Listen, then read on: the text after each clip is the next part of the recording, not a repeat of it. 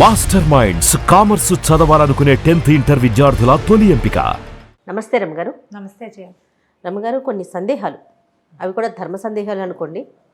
ద్వారక గురించి అండి, చాలా వార్తలు మనము ద్వారక అని కొట్టగానే యూట్యూబ్లో కొన్ని వందల వీడియోలు వస్తాయి, వేలకు వేలు వచ్చేస్తానే ఉంటాయి. ఎవరికి తోచిన విధంగా వాళ్ళు చెప్తూనే ఉంటారు.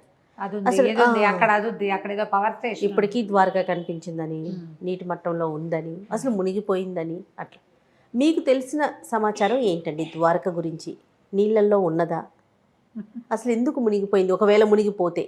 బోల్డ్ అన్ని ప్రశ్నలు. అవునవును, మహాభారతం చదివితే మనకి సమస్యలు సమాధానాలు లభించేస్తాయి. లభిస్తాయి రమ్మగారు. 100%. ఇప్పుడు ఆర్కియాలజీ డిపార్ట్మెంట్ వాళ్ళు కనపడినవి ఆనవాళ్ళు ఉన్నాయి, అక్కడ ఉన్న సముద్రంలో ఖచ్చితంగా ఏవో ఉంది, ఒక కొంత ప్రాంతం ఉంది, చూస్తారు, చెప్పారు. అవును, మనం సోమనాథ్ దీనికి వెళ్తే ఏమిటి, మన గుజరాత్ వెళ్తే గుజరాత్ ట్రిప్లో భాగంగా సోమనాథ్ ద్వారక చూస్తాం. అవును. ఢిల్లీ వెళ్ళినప్పుడు మధుర చూస్తాం. మధురలో తొలి కాలంలో బృందావనంలో కృష్ణుడి ఆనవాళ్ళు ఇప్పటికీ కనపడతాయి. ఎన్నో అయిపోలేదు కదా, మన ముందు యుగమే కదా, ఆ తర్వాత మనం మొదలుపెట్టాం. ఎన్ని వేల సంవత్సరాలు గడిచాయి, అయినా కూడా ఏవో ఆనవాళ్ళు అలా అలా అలా కాలక్రమాన కనపడుతూనే ఉన్నాయి. మధుర నుంచి శ్రీకృష్ణుడు ఒకేసారిగా ద్వారకకి వెళ్ళిపోయాడు. మధుర ఉన్నది ఎక్కడ క్లియర్గా కనపడుతోందిగా, మహాభారతంలో చెప్పబడింది. ఈ మధుర ఎక్కడుంది, బృందావనం ఎక్కడుంది? హస్తినాపురానికి కొంత దగ్గరలో ఉన్నట్టుగా కనపడుతుంది, ఢిల్లీకి దగ్గరలో. ఆగ్రా దగ్గర ఉంది కదా మధుర. అక్కడి నుంచి అక్కడ ఒక చిన్న పల్లెటూరులో ఉన్న వాళ్ళు యుద్ధాలు జరిగి, అతని పేరేమిటి, మన జరాసంధుడు, కంసుడి మామగారైన జరాసంధుడు ఎన్నిసార్లో యుద్ధం చేశాడు వీళ్ళతోటి. ఎప్పటికప్పుడు యుద్ధానికి వచ్చేవాడు, అల్లుడిని చంపారన్న కక్షతోటి. అల్లుడు చేసిన వెధవ పనులు అవేం లెక్కలేదు, కృష్ణుడి మీద పగ. ఇది కృష్ణుడు కాదు, భగవంతుడి మీద పగ. ఆ పగతోటే ఇది వచ్చాడు. ఇక విసుగు పుట్టి వెళ్ళిపోయాడు. యుద్ధం నుంచి పారిపోయారు వాళ్ళు. ఆ పారిపోయి ఈ ద్వారక సముద్ర తీరానికి యువతల వైపున ఒక చోట ఆగాడు. అక్కడ ఒక దేవాలయం ఉంది, మూల్ ద్వారక అంటారు. నేను వెళ్ళే, అందుకని క్లియర్గా చెప్తున్నా. రణ్ఛోడ్ రాయ్ అక్కడ ఉన్న దైవం పేరు, కృష్ణుడి పేరు. రణము వదిలిపెట్టి వచ్చినటువంటి కృష్ణుడు అంటే యుద్ధాన్ని వదిలిపెట్టి వచ్చేసాడు. రణ్ఛోడ్ దాస్ పేరు విన్నాం మనం, అదే. ఆ రణ్ఛోడ్ అంటే ఏమిటంటే రణమును వదిలిపెట్టిన, యుద్ధాన్ని వదిలిపెట్టిన భగవంతుడు. ఇక తన జనం నలిగిపోవడం సహించలేక వచ్చేసాడు ఇక్కడికి. ఈ మూల ద్వారకలో కనపడతాడు. అక్కడి నుంచి ద్వారక మనకి కనిపిస్తుంది. ద్వారకలో దేవాలయము అవన్నీ ఉన్నాయి. అయితే ఈ సముద్రానికి యువతల ఉన్నది కాకుండా విశ్వకర్మతోటి సముద్రం లోపల ఒక మహాద్భుతమైన నగరం ఇవుందాయని, ఐలాండ్స్ ఉంటే దాని మీద నగరాన్ని నిర్మింపచేసుకున్నాడు కృష్ణుడు తమ వాళ్ళ కోసం. యాదవులు, అంధకులు, వృష్టి, ఇలా రకరకాల జాతులు ఉన్నాయి వాళ్ళల్లోనే. వీళ్ళందరికీ కలిపి ఒక ప్లేస్ని ఏర్పరిచాడు. తను అన్న యుద్ధం చేస్తూ జరాసంధుడిని కొండ మీదకి పైకి తీసుకెళ్ళి అక్కడి నుంచి ఇద్దరు మాయమైపోయారు, అన్న తమ్ముడు ఇద్దరు మాయమైపోయారు. అతను వెతుక్కున్నాడు కానీ వాళ్ళు అక్కడి నుంచి వదిలేసి ఇక్కడికి వచ్చేసారు. మొత్తం పరివారాన్ని అంతా రోడ్డు మీద నడిపించి తీసుకొచ్చాడని చెప్పాల మహాభారతంలో. అక్కడ మాయమై ఇక్కడ ప్రత్యక్షం అయ్యేలాగా చేశాడని చెప్తారు. ఇప్పుడు మహాభారతం లేదు, అవన్నీ కథలంటే అంటావు. మరి ద్వారక ఉందిగా, అప్పుడు మధుర ఉంది కదా, హస్తినాపురం ఉంది, కురుక్షేత్రం ఉంది, అన్నీ ఉన్నాయే. మహాభారతాన్ని లేదని ఎలా అంటాం మనం? అంతే కదా, అనడానికి వీల్లేదు. అస్సలు భగవద్గీత ఉంది, మహాభారతం వల్ల వచ్చిన భగవద్గీత కూడా ఉంది. ఇవి మొత్తానికి ఇక్కడికి వచ్చేసారు. ఇది లోపల, సముద్రం లోపల బ్రహ్మాండమైన నగరాన్ని నిర్మించారు. విశ్వకర్మ నిర్మించాడు ఆ నగరాన్ని అని చెప్తారు. మళ్ళీ దీనికి, ఈ ప్రాంతానికి రాజు ఒకరు ఇలా ఏర్పాటుగా కూడా చేసుకున్నారు. కృష్ణుడు పరివారం మొత్తం, ఆయన అష్టభార్యలు, అన్న యొక్క సంసారము, కుమారులు, మనవలు అందరూ ఉన్నారు. మొత్తం అది చాలా పెద్ద సామ్రాజ్యం. సముద్రంలో ద్వారకా నగరం సముద్రంలో నిర్మించారు. భేట్ ద్వారక అంటారు దాన్ని. ఇప్పుడు కూడా మనం ఈ ద్వారకలో శ్రీకృష్ణ మందిరం చూశాక ఆ సముద్రంలో కాసేపు ప్రయాణం చేస్తే ఆ లోపల ఉన్న ఐలాండ్లోకి వెళ్తాం. నేను వెళ్ళాను అక్కడికి, చాలామంది వెళ్తారు. ద్వారకా మనం చూడడానికి వెళ్తే మనం అక్కడి నుంచి లోపలికి వెళ్ళొచ్చు. ఆహా. అవే లోపల ద్వారకి కనుక వెళ్తే ఏంటంటే సముద్రం మీదే వెళ్తాం. బోల్డ్ అని పక్షులు ఇలా కొంగలు మన వెనకాల పడుతుంటాయి తిండి కోసం. ఎంత వస్తాయో, భలే గొప్పగా ఉంటుంది. ఆ. ఈసారి వెళ్తే ఫోటోలు బాగా తీసుకొస్తాయి. ఎన్నేళ్ళు అయింది, ఫోటోలు ఎక్కువ లేవు. తప్పకుండా. ఓకే. అయితే ఈ వెళ్ళి లోపలికి వెళ్తే మనకు అక్కడ కొంత దేవాలయం, ఐలాండ్ కొంత అది. ఐలాండ్ లాగా ఉంది, కొంత స్థలము అవి కనిపిస్తాయి. కోటలు అట్లా ఏమైనా కనిపిస్తాయి? ఏదో పడిపోయినట్టుగా సుమారుగా ఉంటుంది. ఇంకా లోపల చాలా ఉందట, ఏదో కొంత దొరికింది. ఆహాహా. ఈ మన భూమి తాలూకు ఈ రకరకాలు వచ్చినాయి కదా మనకి, సునామీలు అవును. అవి ఇవి వచ్చి సముద్రంలో హెచ్చు తగ్గులు వచ్చి క్రమంగా కొంచెం బయటపడింది. ఇప్పటికీ ఏవో చూస్తూ వెతుకుతూనే ఉంటారు, ఏమిటేమిటో దొరుకుతూనే ఉంటారు. దీనికి మూల గాథ మనకి ఎక్కడ దొరుకుతుందంటే, ఇది ఇప్పుడు నా సొంత మాటలు కావుగా, ఉన్నదే విషయం. చరిత్ర పుస్తకంలో ఉన్నదే. మహాభారతంలోని లాస్ట్ బట్ వన్ పర్వం, మౌసల పర్వం దాని పేరు. 18 పర్వాలు మహాభారతం. 17వ పర్వం అయినటువంటి మౌసల పర్వంలోనే ఈ గాథ కనిపిస్తుంది. ఇది శ్రీకృష్ణుడు శాపగ్రస్తమైన యదువంశంలో పుట్టాడని చెప్పుకుంటాం మనం. ఆసక్తి ఉన్న వాళ్ళు మౌసల పర్వం తీసుకుని దాని తెలుగు అర్థమో ఇంగ్లీష్ అర్థమో దొరికితే చదువుకోవచ్చు. మౌసల పర్వంలో మహాభారత యుద్ధం ముగిసిన తర్వాత 35 సంవత్సరాలు గడిచాక ధర్మరాజుకి కొన్ని అపశకునాలు కనిపించడం మొదలుపెట్టాయి. గాలి వచ్చి రాళ్ళు కూడా ఎగిరి పడేవట. ఏదో దుశ్శకునాలు కనిపించేవి. ఆయన చాలా భయపడ్డాడు, ఇట్లా ఎందుకు జరుగుతోంది అని. ఏదో ఒక మాదిరి దుశ్శకునం కాకుండా రోజుల తరబడి అవి కనపడుతుండేవి. జంఝామారుతాలు వచ్చేవి, రాళ్ళు కూడా లేచిపోయేవి, సూర్యుడు చంద్రుడు చుట్టూ గుడిగట్టినట్టుగా కనపడేది, వికృతమైన ముఖాల్లాగా కనిపించేవి, ఆకాశంలో మబ్బులు. ఏదో జరుగుతోందని భావించాడు ఆయన. ఏదో జరగబోతోంది అంటే 18 లక్షల అక్షౌహిణులు, అదే అక్షౌహిణుల సైన్యం ఇంతమంది చచ్చిపోయారు మహాభారత యుద్ధంలో. దానికంటే కూడా ఇంకా విపరీతం ఏదో జరగబోతున్నట్టు అనిపించేది. అది యుద్ధం కదా, అది ఇంతమంది కలిసి అటు కొంతమంది ఇటు కొంతమంది మోహరించి కొట్టుకున్నారు, ఏదో ఒక దానికోసం పోరాడారు. ఇది అట్లా లేదు, ఇది ప్రపంచానికే ఏదో ముప్పు వస్తున్నట్టుగా కనపడింది. చాలా భయపడుతూ ఉన్నాడు. ఇలాంటివే మనకి మధురలో, అది ద్వారకలో కూడా కనిపించేబట. ఇంతలో ఏమైందంటే, కొంతమంది ఋషులు ద్వారకలో తపస్సు చేసుకోవడానికి ఆ ప్రాంతానికి వెళ్ళారు. రైవతకాద్రి అని ఒక పర్వతం ఉందట ద్వారకలో.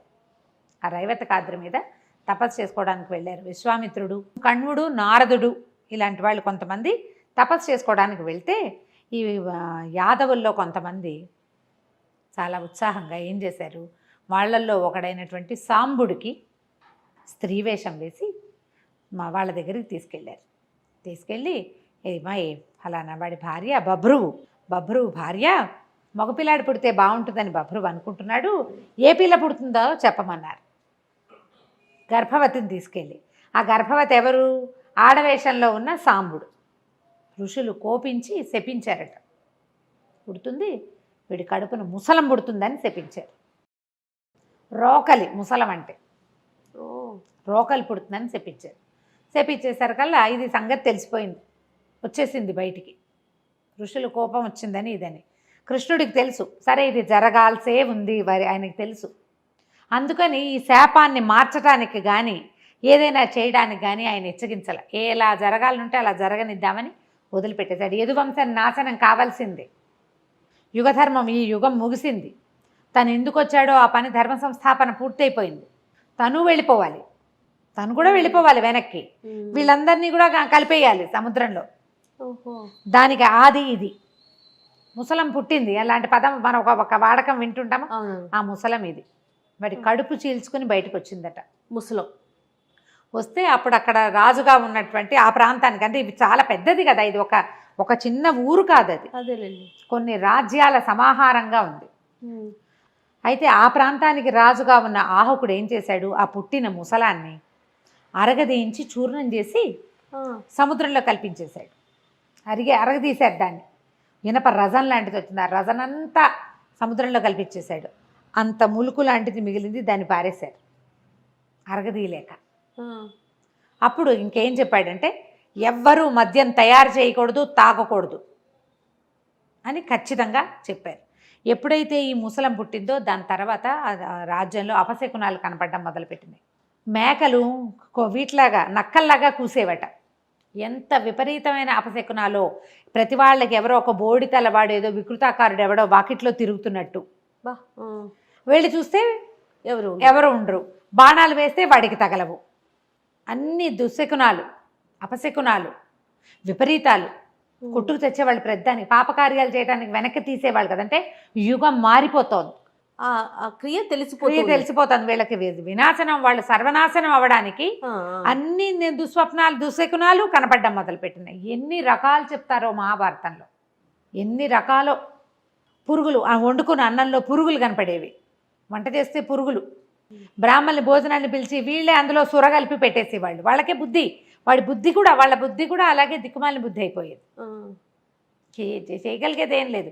మొత్తం ఉన్న జాతంతా సర్వనాశనం అయిపోవటానికి అది నాదనమాట, అది నాంది. వీళ్ళు పితృకార్యాలు కూడా సరిగ్గా చేసేవాళ్ళు కాదుట. ఒక రాముడు కృష్ణుడిని తప్ప, బలరామ కృష్ణుడిని తప్ప మిగిలిన పెద్దవాళ్ళందరినీ ఏదో ఒకటని వెగటుగా మాట్లాడేవారు. అన్నిటికీ నువ్వంటే నువ్వనేవాళ్ళు. చాలా విపరీతాలు జరిగాయి అన్నమాట. అసలు మౌసల పర్వం చదువుతుంటే జయ కళ్ళల్లో నీళ్లు, ఒంటి మీద గుజ్బంప్స్ వస్తాయి.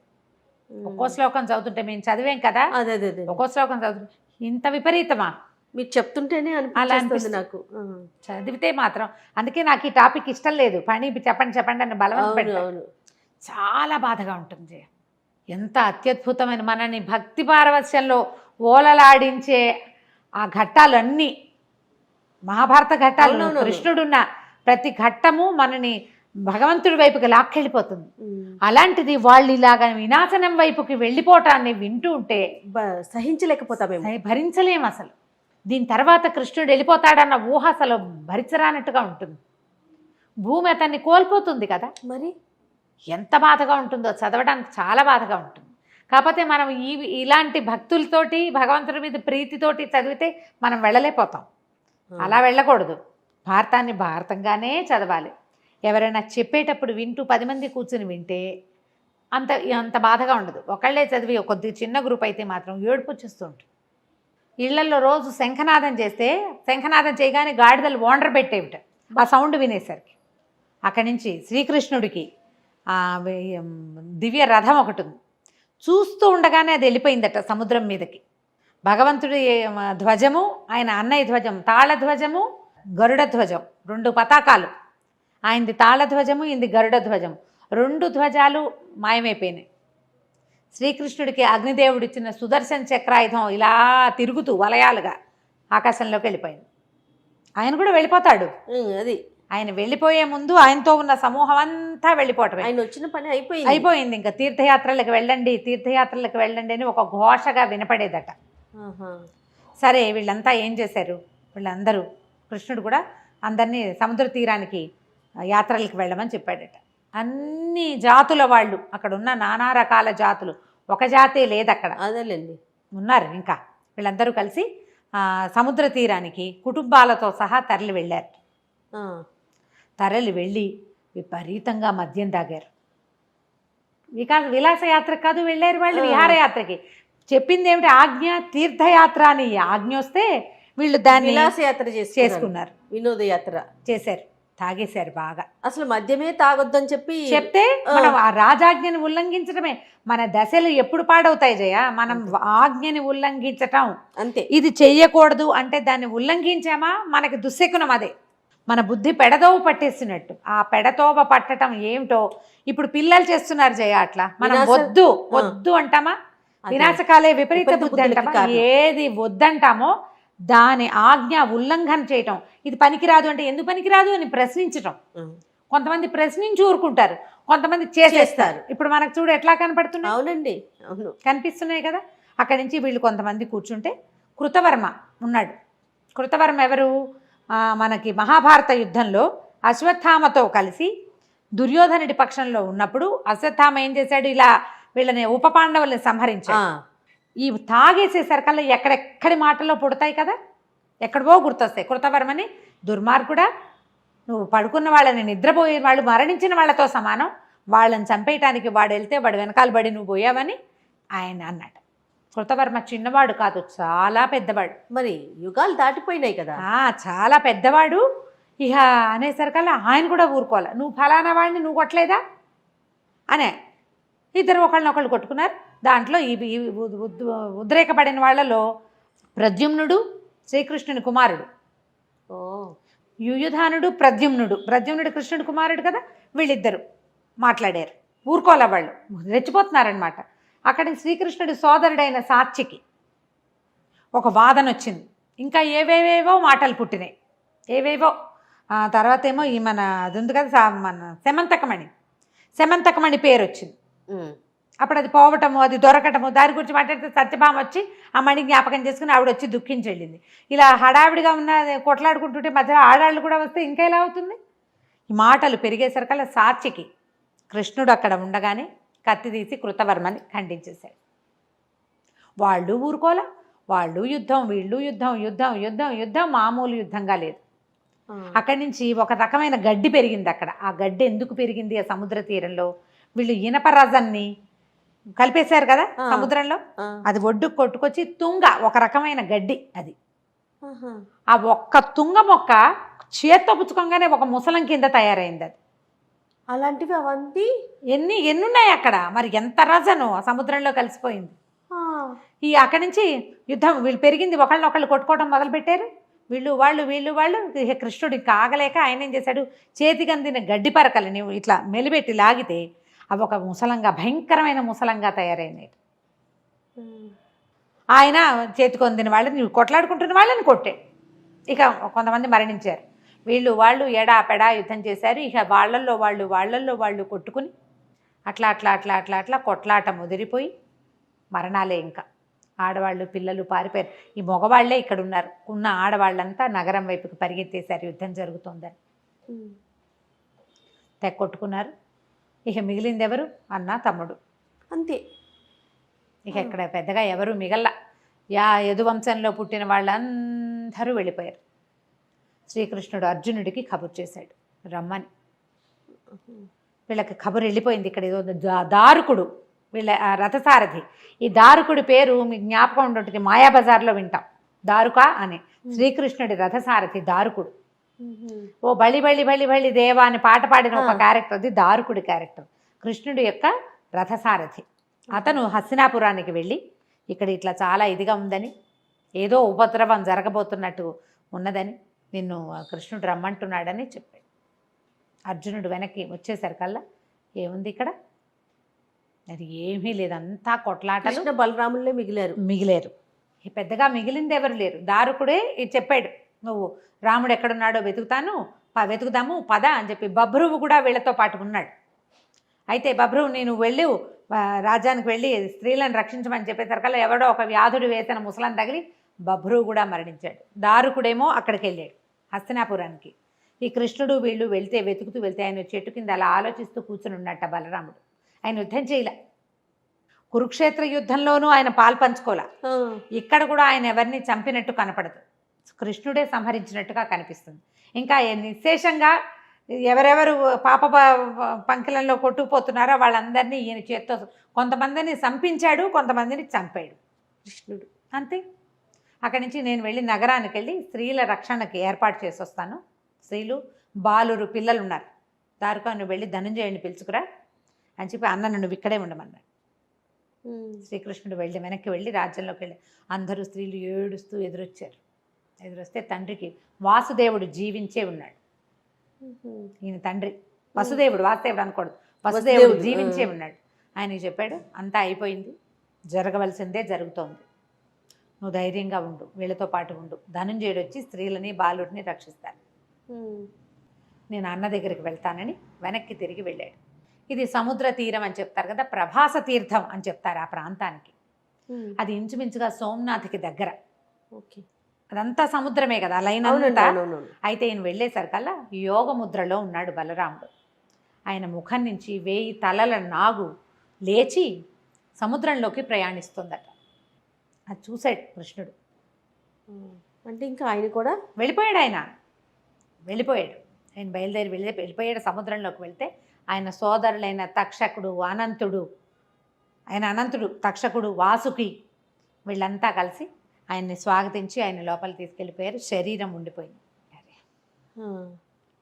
కృష్ణుడు కూడా ఇంకా చివరికి వచ్చేసిందని భావించి సేన పడుకుని యోగంతో శరీర అవయవాలన్నింటినీ బంధించి అట్లా పడుకుని ఉన్నాడు. శరీరాన్ని వదిలిపెట్టేందుకు సిద్ధపడుతున్నాడు. అయితే ఏమైంది, దూరం నుంచి ఒక వ్యాధుడు ఒకడు లేడిగా భావించి శ్రీకృష్ణుడి వేలుని బాణంతో కొట్టాడట. ఆయన పడుకున్నాడు, శరీరాలు అవయవాలన్నీ బిగించుకున్నాడు. కొంచెం బొటన వేలు అట్లా కదులుతోంది. కృష్ణుడి పాదాలట ఎలా ఉంటాయంటే ఎర్రగా ఉంటుంది, అడుగు భాగం పై భాగం నీలంగా ఉంటుంది, నలుపు. అది దూరం నుంచి చూస్తే ఎట్లా కనపడింది అంటే ఒక లేడి కన్ను, లేడి యొక్క కదలికలాగా కనపడింది అతనికి. లేడి ఉందని బాణంతో కొట్టాడు.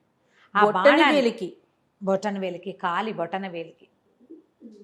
ఆ కొట్టింది దేనితోటి అతను ఆ ప్రాంతంలో తిరుగుతుంటే అతనికి ఒక చిన్న ములుకు లాంటిది దొరికింది.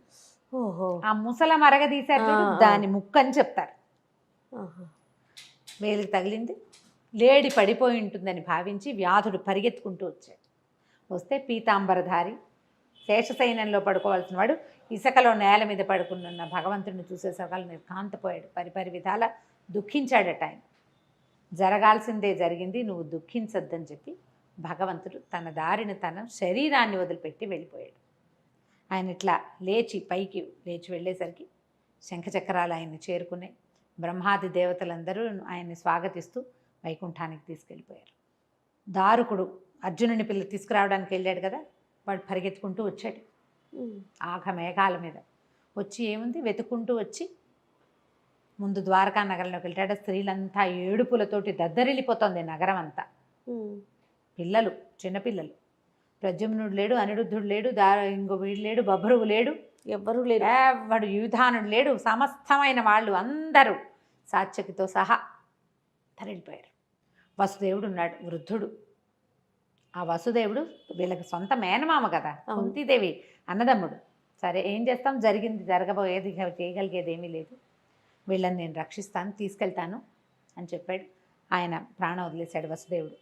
అర్జునుడు వచ్చేదాకా వెయిట్ చేశాడు. ఆయనకి కార్యాలు చేసి అక్కడి నుంచి వీళ్ళ శరీరాలు వెతుక్కుంటూ వెళ్ళి పడి ఉన్నటువంటి మొత్తం వీళ్ళందరికీ, యాదవులందరికీ కూడా అతనే తర్వాత అంత్యక్రియలు అర్జునుడే చేశాడు. బలరామకృష్ణుల్ని వెతుక్కుంటూ వెళ్ళి దొరికిన వారి పార్థివ శరీరాలు రెండింటికి అంత్యక్రియలు చేశాడు. ఓకే, అర్జునుడే చేశాడు. అంత్యక్రియలు కూడా చేశారు అని మనకి చెప్తోంది మహాభారతంలో, మౌసల పర్వంలో ఉంది. తర్వాత వీళ్ళందరినీ పుచ్చుకొని బయలుదేరితే ఈ వీళ్ళతో యుద్ధంలో అక్కడి నుంచి వ్యాధులు కొంతమంది బతికిపోయిన వాళ్ళు ఉన్నారు. యదువంశం కదా పూర్తిగా నాశనమైంది. వాళ్ళలో మిగిలిన వాళ్ళు కొంతమంది చచ్చిపోయినా కొంతమంది వెంటపడ్డారు. దస్యులు, దొంగలు అంటారు, దొంగలు కొంతమంది వీళ్ళ వెనకాల పడి ఆడవాళ్ళని వాళ్ళని వీళ్ళని లాక్కెళ్ళిపోవటం, పిల్లల్ని లాక్కెళ్ళిపోవటం, కొంతమందిని బలవంతంగా లాక్కెళ్ళిపోయారు. కొంతమంది ఆడవాళ్ళు ఇంకేమీ దిక్కులేదని వాళ్ళ వెనకాల పడిపోయారు. మిగిలిన వాళ్ళని రక్షించుకుంటూ తీసుకెళ్ళాడు. అయితే అర్జునుడు ఒకడు అంటే ఆయన ఒక్కడే కాదుగా, ఆయనతో పాటు సైన్యం వచ్చింది కదా, అందరూ వచ్చారు వాళ్ళందరూ కలిసి. అయితే రుక్మిణీదేవి, తర్వాత జాంబవతి, హైమవతి అని పేర్లు చెప్తారు. వీళ్ళు మాత్రం అగ్ని ప్రవేశం చేశారట. మిగిలిన సత్యభామ మొదలైన వాళ్ళంతా కూడా అడవికి వెళ్ళిపోయారు తపస్సు చేసుకోవడానికి. తర్వాత కాలక్రమాన ఎవరి దారిని వాళ్ళు పట్టేశారు. ఇంటికి వచ్చి మన స్నేహితుడు, మన మిత్రుడు, మన బాంధవుడు వెళ్ళిపోయాడని చెప్తాడు. నేను చెప్పలేను. అన్నిటి నుంచి, అన్ని క్రియల్లోనూ ఈ పాండవులతో పాటు కృష్ణుడే ఉన్నాడు మొదటి నుంచి. అతనే మనకు అన్నీ. భగవంతుడే వీళ్ళతో పాటు బంధువుగా, స్నేహితుడుగా, సారథిగా వీళ్ళ జీవితాలకి ఒక దారి చూపించాడు. పంపించేసి వచ్చాను. అర్జునుడు వచ్చి చెప్పాడు, ఇక మనది కూడా దారే, మనం కూడా వెళ్ళిపోయే రోజు వచ్చేసింది అని. తర్వాత కొంతకాలానికి మహాప్రస్థానానికి పాండవులు కూడా వెళ్ళిపోయారు. ఏ కథ అయినా చివరికి ఇలాగే కదా, అంతే కదా, భగవంతుడి కథ అయినా ముగియవలసిందే. అయితే ఆయన ఏ ధర్మ సంస్థాపన చేయటానికి వచ్చాడో ఆ ధర్మ సంస్థాపన చేసేసి ప్రపంచానికి ఒక మార్గదర్శనం చూపించి వెళ్ళిపోయాడు. అయితే ఎప్పుడైతే ఈ స్త్రీలని తీసుకుని నగరం దాటాడో మొత్తం ద్వారకా నగరం అంతా సముద్రంలో మునిగిపోయింది. వెనక్కి తిరిగి చూసి ఆశ్చర్యపోయారట. కేవలం అర్జునుడు ఒకడు, నరనారాయణులలో ఒకడు నిర్గమించి ఒకరు వెళ్ళిపోతే రెండో వాడు ఆ భూమి మీద ఉన్నంతసేపు సముద్రుడు దాన్ని ఇట్లా పట్టుకుని ఆపి పెట్టి ఉంచాడు. యాదవులతో పాటు ఇది నాశనం అయిపోవాలి. అతను అడుగు బయట పడిపోయాక అసలు ఆయన వెళ్ళిపోయాడు.